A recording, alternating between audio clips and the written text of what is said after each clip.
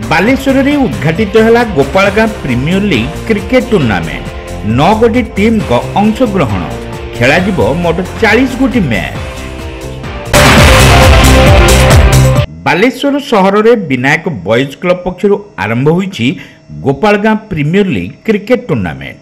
एही परिप्रेक्षी में आयोजित उद्घाटनी उत्सव में बालेश्वर पौराध्यक्ष सविता साहू मुख्य अतिथि भाव जोगदे टूर्नामेंट को उद्घाटन करने सहित स्थानीय क्रीड़ा प्रतिभा प्रदर्शन पर क्रिकेट टूर्नामेंट आयोजन को प्रशंसा करथिले।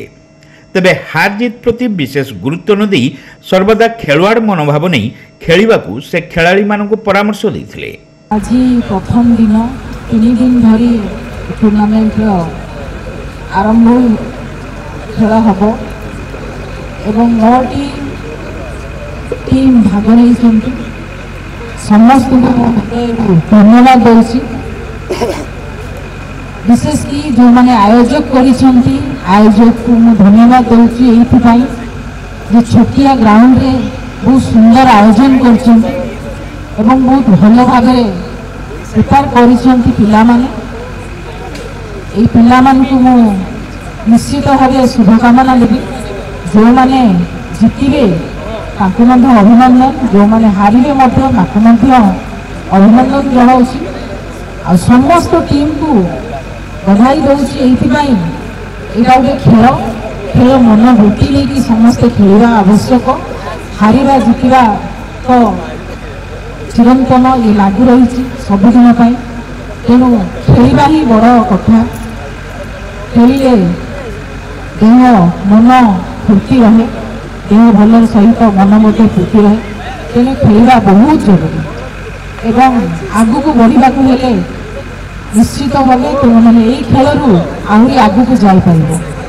बालेश्वर पौर परिषद काउंसिलर सत्यशिव सुंदर दास और गौरी दास, पूर्वतन काउंसिलर जयप्रकाश दास, युव संगठक भागवत साहू प्रमुख सम्मानित अतिथि भाव जोगदे वक्तव्य प्रदान सह खेलाड़ी को उत्साहित करथिले।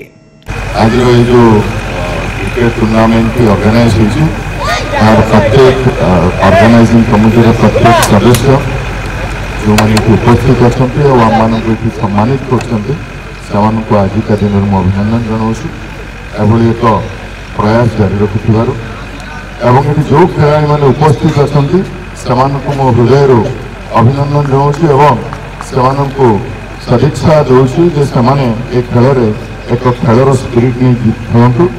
हारिबा जितवा बड़ कथा नुहे, जीवन संघर्ष को शिखाए, हारी पुणी उठा सी हूँ जीवन संघर्ष कथा ताकू ये खेल शिखाए। ये खेल आमको अनेक जिन शिखाए, नेतृत्व देवा शिखाए, समस्त को नहीं आग को बढ़ा शिखाए। ये खेल ही मनीष को जीवन संघर्ष पथ तैयार करता। आशा करे आपण से खेलर स्पिरिट को बजाय रखी आज टूर्नामेंट खेलें।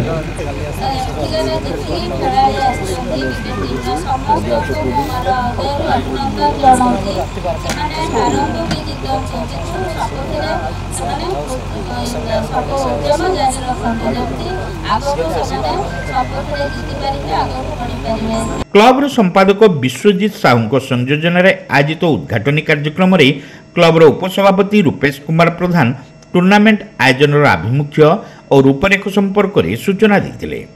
एथिरे galaxy fighters, Vinayak boys brothers team, super strikers, dream sporting, sunshine, the revolution, power hitters, veteran 11 प्रभृति 9 गोटी दल यह टूर्नामेंट रे अंशग्रहण करुछंती।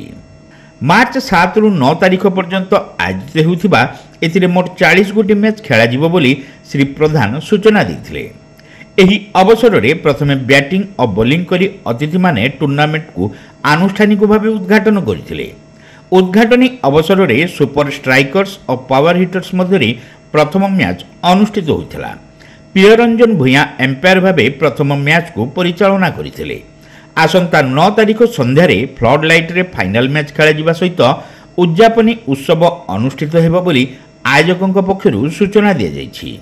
सभापति राजेंद्र पट्टनायक, सोमेश कुमार पाढ़ी, प्राणकृष्ण सेन, राकेश कुमार पाढ़ी, अमित कुमार जेना, रतिकांत महांती, देवाशीष नायक, स्मृतिरंजन दास प्रमुख क्लबर सदस्य माने ए टूर्नामेंट परिचालना करुछंती।